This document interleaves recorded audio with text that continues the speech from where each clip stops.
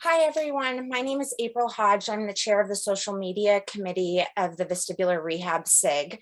And today we are going to be discussing the JNPT journal article comparison of incremental vestibular ocular reflex adaptation training versus ×1 training in patients with chronic peripheral vestibular hypofunction. We're joined today by Dr. Americo Migliaccio, who is a professor of biomedical engineering of 25 years and of 25 years of vestibular research, and Carlo Renato, who has recently finished his PhD, but he has had 20 years of vestibular training as a chiropractor. They work at the Balance and Vision Laboratory at Neuroscience Research Australia, and we'll be playing a presentation created by them and then follow that up with question and answer. All right, I'm going to share my screen and we'll get the video going. Hello, my name is Carlo Renato, and I'll be sharing with you some exciting results from our recent clinical study, which looks at traditional gaze stabilizing exercises versus incremental VOR adaptation in patients with isolated peripheral vestibular hyperfunction. This is the paper citation for your reference and is available through the Journal of Neurologic Physical Therapy, which also includes a short video supplement. The peripheral vestibular system comprises of the vestibular organs located in the inner ear, as well as the nerve connecting these organs to the brain. Peripheral vestibular hyperfunction, as the name suggests, is when this system has been affected by inner ear infections like a neuritis, other inner ear diseases, and also the aging process. The clinical hallmarks of peripheral vestibular hyperfunction are seen with head movements and include vision instability called oscillopsia, as demonstrated in this video, as well as poor balance, vertigo, and can considerably affect one's quality of life. Shortly after a lesion like a neuritis, improvements in symptoms are seen when head movements are kept slow. However, marked symptoms persist, sometimes indefinitely, when fast head movements are at play. This is an important point to consider, namely, fast head movements are required when both testing and providing treatment for patients with vestibular hyperfunction. The VOR, or vestibular ocular reflex, connects our inner ear to our eyes, enabling us to have stable vision with rapid head movement. This is achieved by the eyes moving counter-rotated to our head at the same speed and at the same time. The video head impulse test is a quantitative measure of the high-frequency VOR using head-mounted video oculography, as seen here in Figure A. When performing a head impulse test, the head movement is fast with a peak velocity of around 150 to 200 degrees per second, a latency of around 7 to 10 milliseconds, and it's all finished within 150 to 200 milliseconds. When interpreting the V-hit results as seen in this figure, we consider the black traces as the eye velocities and the grey traces as the head velocities. Normally, the gain or the ratio of eye over head should be equal to 1. When we have vestibular hyperfunction, as we can see here in Figure C, the eye velocity is slower than the head velocity, meaning the eyes move with the head for part of the way, causing the eyes to slip off the target. In an attempt to refixate back on the target, a catch-up or a compensatory eye movement is produced. This is called a saccade. A gain of less than 0.8 and the presence of these compensatory saccades is normally defined as a vestibular hyperfunction. When we discuss head frequencies, we're referring to the rate of head rotations per unit of time. 0.5 Hz is half a cycle head turn per second, 1 Hz is 1 full head cycle per second, and 2 Hz is 2 head turns per cycle. We have various strategies to stabilize our vision with head movement. with the COR or the cervico-ocular reflex and the smooth pursuit visual systems operating at low frequencies, typically at 0.1 to 0.8 Hertz, which means that when we turn our head slowly, say when performing slow VOR gaze stabilizing exercises, which can be around the 0.5 Hertz, we're essentially operating within the smooth pursuit range and not exclusively in the vestibular ocular reflex range. Only the VOR operates at high frequencies, which is required during normal activities. Rehabilitation therapy needs to target this high frequency head movement to improve the VOR. Keep in mind, daily activities like walking and running have a peak head frequency that exceeds all other forms of vision stabilization and relies purely on an intact VOR. In this talk, I'll be using terms active and passive. Active are self-generated head movements, as if we're crossing the road and as if we're turning our head. Passive head movements are externally generated, as if we're riding in a car or naturally, and our head naturally turns, or if someone moves their head passively during a test. Vestibular rehabilitation therapy, or VRT, is a frequently used set of exercises employed by many manual and physical therapists to help people with dizziness conditions. They've been shown to be both safe and effective. They're a prescriptive set of exercises that aim to improve balance, gait, and dizziness symptoms by means of compensation or substitution mechanisms to overcome the vestibular loss. Ideally, though, the goal is to improve or adapt the VOR. Yet, despite improvements in symptoms and patients partially returning to daily function, there has been minimal documented evidence that these commonly used exercises actually improve the high-frequency VOR, which is directly linked to the balance organ function. Current best practice guidelines in VRT recommends the use of gaze stabilization exercises, with the main exercises being VOR times 1, whereby the patient is asked to actively move their head whilst focusing on a stationary target. Some of the challenges with these exercises is that they're normally performed in low light or low contrast and at relatively low head frequencies, which, as mentioned previously, are not vestibular specific. Recent papers by myself and our team in our lab have shown both of these parameters to significantly affect VOR adaptation.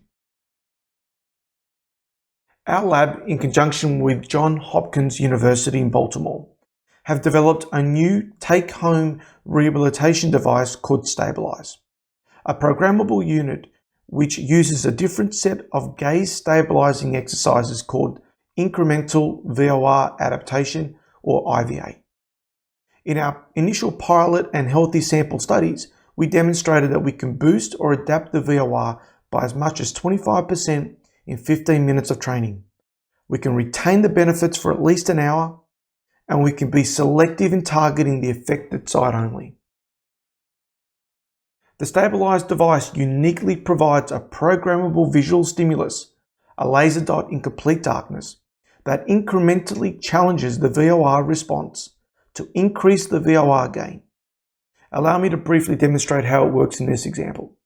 This person has a normal right-sided vestibular function with a gain of 1 and a low vestibular function on the left with a gain of 0.8. So instead of remaining fixed on the target, the eyes move with the head when turning to the left. In this case, the eyes move at 80% of the head velocity, which causes a visual slip and blurred vision when the head moves. So as training begins, the laser dot creates a fixed gain demand of 1 on the right, the healthy side. So as the patient turns the head to the right, the laser remains centered. When the patient turns the head to the left, which is the affected side, the laser moves the head with a demand of 0.8. This enables the subject to be able to see the target. This is maintained at this level for 90 seconds. After every 90 seconds of training, the laser dot increments by 0.1 to challenge the VOR only on the affected side, So over 15 minutes or 10 epochs, the training is now maximally driven the VOR response. This is in contrast with an earth-fixed and a one-size-fits-all approach commonly used in conventional gaze stabilizing exercises. The aim of our study was to compare the clinical outcomes between conventional VOR times 1, which was the control, training versus the IVA training, which was the intervention, in patients with chronic peripheral vestibular hyperfunction. Here I'll outline the study design. It was a double-blinded randomized study. Allocation was known only to one person, an assistant in the lab. Either the operator nor the subjects could tell which group they were assigned to, as the training was indistinguishable to the patient with unilateral vestibular dysfunction. All data was processed de-identified. All subjects were qualified for eligibility and referred by a neurotologist. We had 24 subjects, 13 to the intervention group. Everything was identical except the treatment program. To give the times 1 group the maximum chance of being effective, we used high frequency head movements and in high contrast ambient environment, which was the same as the IVA. Day 1 involved full testing, including DHI or Dizziness Handicap Inventory, balance testing, gait testing, pre and post training VOR function, and they had their first training session.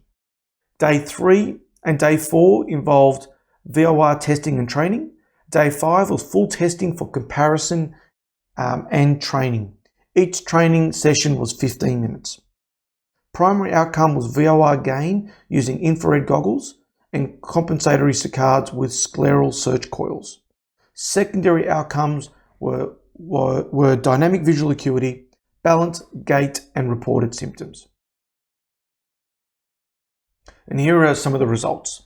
Here we look at the active and passive pre-training VOR gains on each day. Now this is important because it represents the retention of VOR function from the previous training session.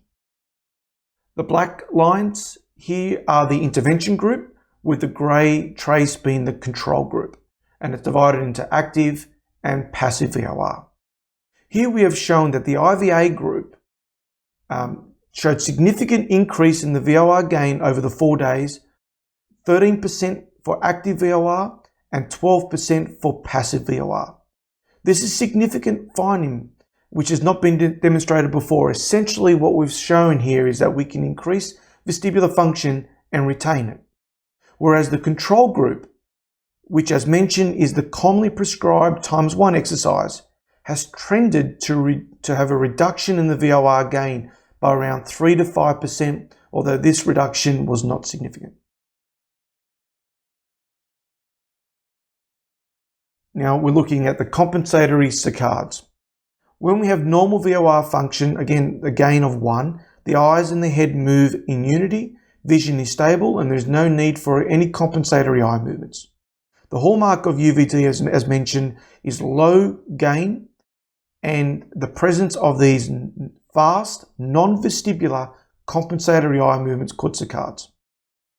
In the control group, the VOR gain was reduced through times 1 training, and these saccades became more reliant.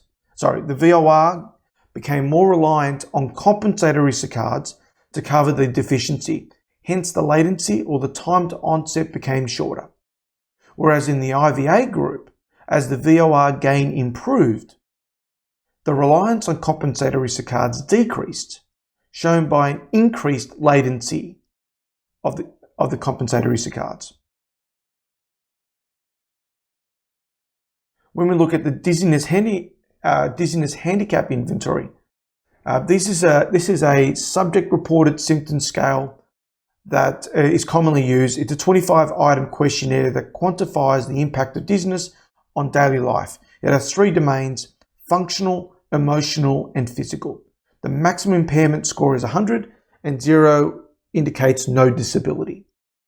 There was a significant reduction from baseline for the intervention group in the total score, functional score, and the emotional score. However, the improvement in the intervention group was not significantly larger than that seen in the control group. When we look at the dynamic gait index, which is an 8-walk test, assessing the subject's ability to modify balance while walking in the presence of external demands, which included walking with changing speeds, head turning, stepping over and around obstacles, and walking upstairs. Both groups significantly improved their overall score from day 1 to day 5. However, if we look at the scores a little bit closer, we see that for walk 3, where they walked with their head turned left and right, and walk 4, where they walked with their head turned up and down, both of these walks are were the most vestibular challenging test. And with these tests, it was only the IVA group showed significant improvements. We were able to perform additional walking tests using the gait right, which is a walking sensor map, and again looked at the effect of training on gait over the week. We showed for normal gait that the control group slowed their gait speed, which is not ideal, and the IVA group increased its step length. Both of these changes were greater than the minimal detectable change. Again, when we look at the walking tasks that involve rapid head movement, in this case turning the head horizontally at 2 Hz, which is a very fast speed, we show the greatest change was seen with the IVA group for a number of these coefficient of variability parameters. This is a graphical representation of a subject within the IVA group. The left panel showed the reduction in center of pressure sway area, which is basically the stability scores on posturography, and we saw a reduction in the area from day 1 to day 5. And the right panel showed footsteps as seen on gait right, with the step length increasing and the support base or the width reducing as a result of the week's training. So in summary, with these results from our paper, when compared to conventional VOR ×1 training, IVA training provides significant improvement in pre-training or retention of VOR gains of up to 12%, whereas there was no significant change in the control group. In fact, there was a trending decrease. A post-training VOR gain increase of up to 7%, whereas there was no significant daily increase in the control group. By day 5, the IVA group became less reliant on compensatory saccades, whereas the control group became more reliant on these. Better quality training with more vestibular relevant head movements and better eye tracking was seen, although not shown in these results in this presentation. Both DGI and gait right testing showed significant improvements during walking, with horizontal or vertical head movements in the IVA group only. IVA group reported significant decrease improvements in total function and emotional DHI scores between days 1 and 5, with no such changes seen in the control group. So with respect to current guidelines for vestibular rehabilitation therapy, we have shown that the commonly prescribed ×1 exercise should be best described as a substitution therapy, as it uses non-vestibular mechanisms to improve vision stability, gait, and balance at the expense of lowering the VOR gain. These results suggest that IVA training should be used as gaze stabilizing exercises to increase the VOR function and obtain better secondary outcome measures. Special thanks goes to our collaborator, Professor Michael Schubert from the Johns Hopkins University in Baltimore, neurologist Dr. Phil Kramer, and our mechatronic engineers, William and Chris. I hope you enjoy this talk. Thank you. Okay, April, there's nothing in the chat yet. Do you want to start out with some things that you've got prepared? Yeah, perfect. So I think just starting with the training in general and a point that you made, and I was hoping that you could give our audience just a little bit more detail who might not be familiar with some of the research about the importance of contrast during VOR training. And so could you talk a little bit more about that and how that is beneficial when we're working with our patients? Yeah, so target contrast is one of those things you don't think about, but then once you do, you realize, once you understand some of the basic physiology that's happening, why contrast is so important. So imagine that when the VOR is functioning well, it keeps image of the world stable on the back of the eye. It keeps it on the fovea specifically, where we have our greatest visual acuity. When the VOR is not working, however, that image moves, it slips on the back of the eye. And there are cells on the back of the eye that detect that image motion, and that drives the error signal to change the VOR response. So how strong that signal is depends on the target contrast. Imagine if you were looking at a white screen and a white target, contrast would be 0 and there'd be no image smear on the back of the eye. As you increase the contrast, that smear, that signal becomes stronger until you hit a threshold. And it turns out that threshold is quite high. It's much higher than what we expected it to be. So, for example, following your thumb, which is the common practice, that's actually the contrast, the target contrast for that is too low. It's below the threshold of what we found in a study that we published in 2018. So one of the important findings is that to drive quick VOR adaptation, so we're talking about 15 minutes adaptation, we know you can drive adaptation over 2 or 3 hours in a low contrast environment, but if you want to drive adaptation quickly, then you really have to think about that target contrast. And what we found works best is either an LED or a red laser target in a completely darkened room. It doesn't have to be completely dark, but as dark as you can get it.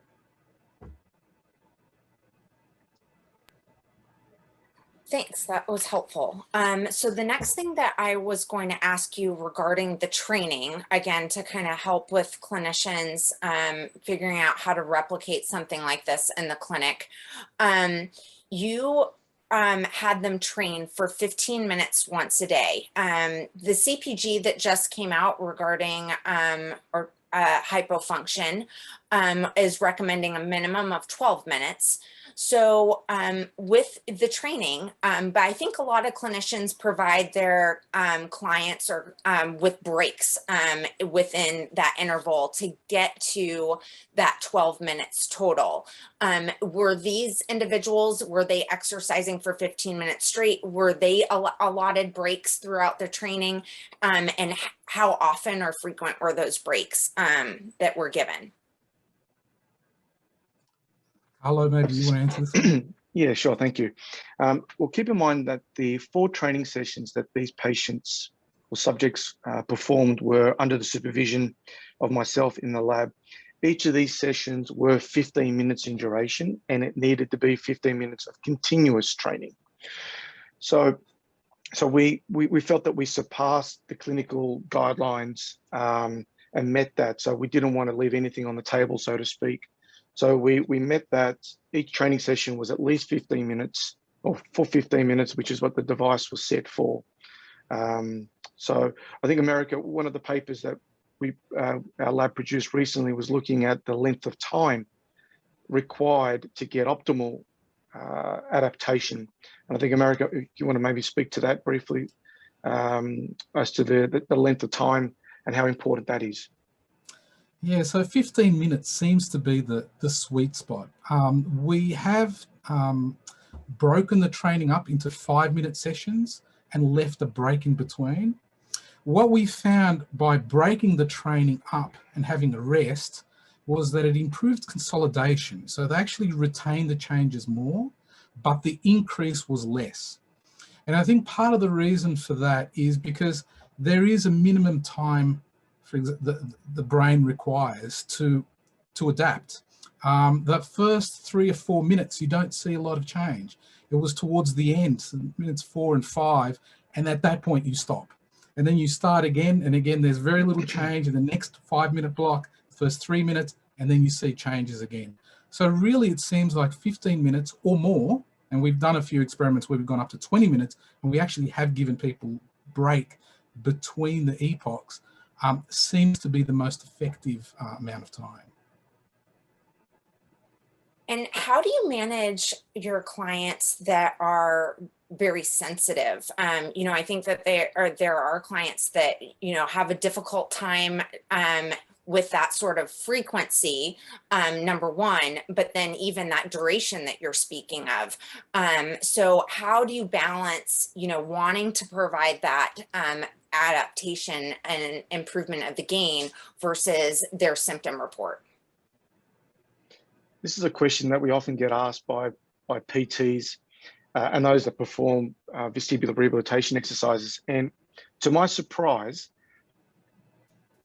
as long as someone has a minimum range of motion in their neck of, say, it was about 45 degrees, the tolerance to performing head impulse training, so it's the high frequency head movements, was far greater than what we would expect. People could tolerate 15 minutes, which equated to some people 300 to 500 head impulses in 15 minutes. Now, you may think that's a lot, and it is a lot, but it is remarkably well tolerated, even by people. We had people in their late 70s and early 80s participate, who you would imagine would have degenerative necks, but remarkably, they got through this with very little, if any, side effects or even just aches in their neck. You'd be surprised how well someone can tolerate it. And one of our other studies, we made within healthy subjects, we made a comparison between sinusoidal movements, which are the ones that most people perform, compared to head impulse training. And we all anecdotally commented how much more comfortable the head impulse training was compared to doing 15 minutes of sinusoidal movements. So it's a question I often get asked, but remarkably, it is far more comfortable than you would imagine. So it sounds like it's just the difference in the type of movement with the impulse versus a sinusoid. Because obviously the impulse is just that quick movement, whereas the sinusoidal is that almost like constant movement from side to side. So there seems like there must be some sort of difference there in sensitivity. Definitely. And we know that there's a frequency spectrum that occurs with the head impulse that provides a far greater and more realistic real life type of scenario compared to the sinusoidal type movements as well.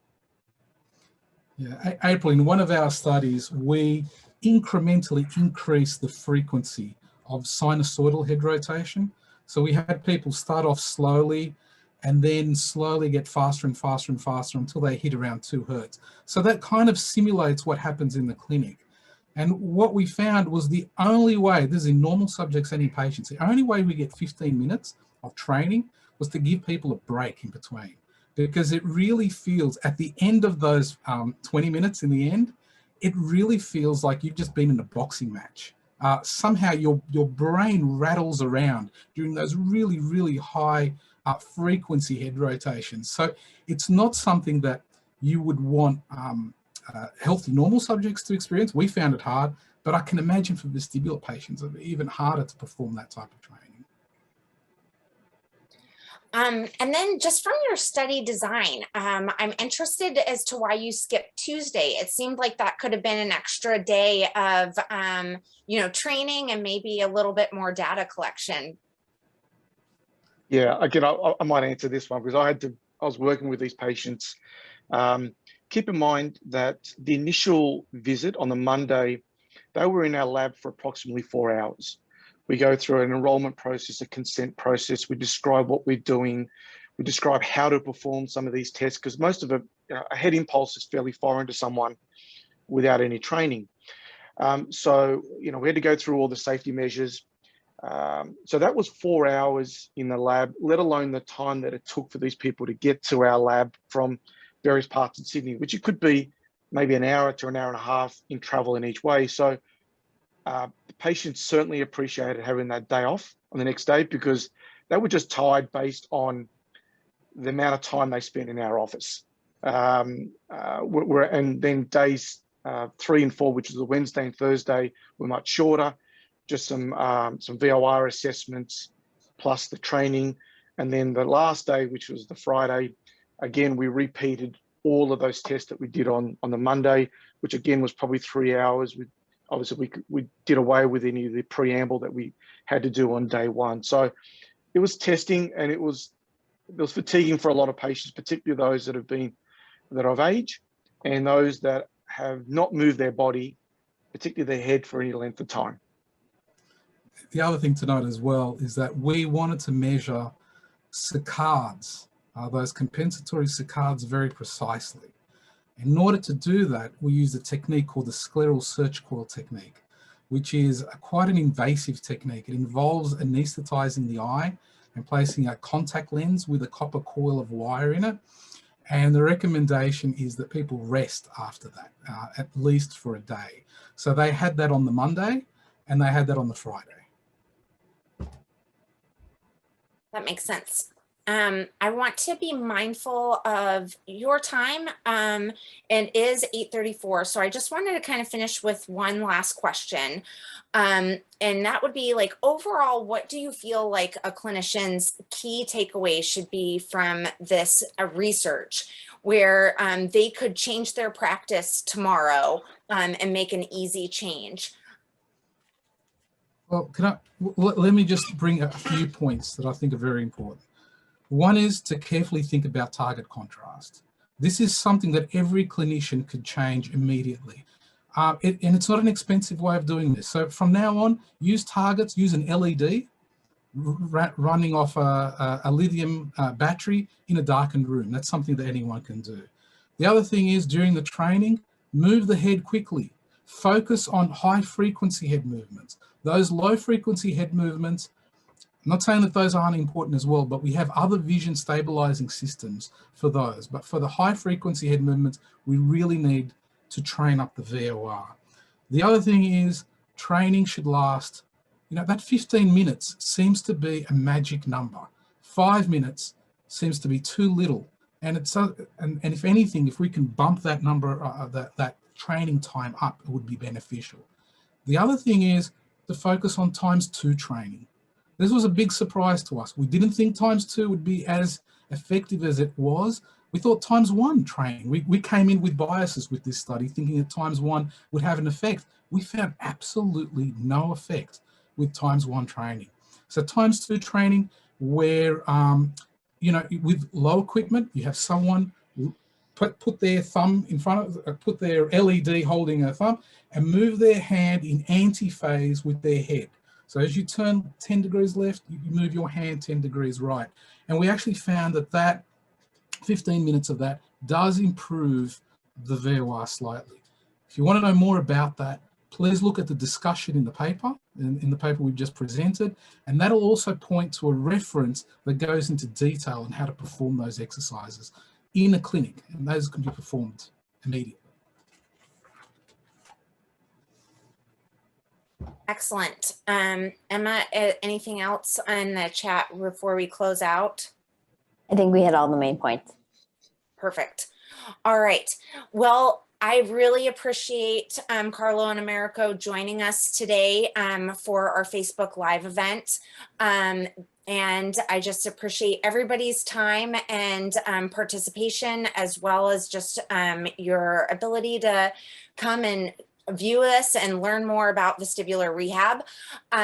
Like I said, please, if you're interested in volunteering, please contact me at the email address that Emma put in the chat.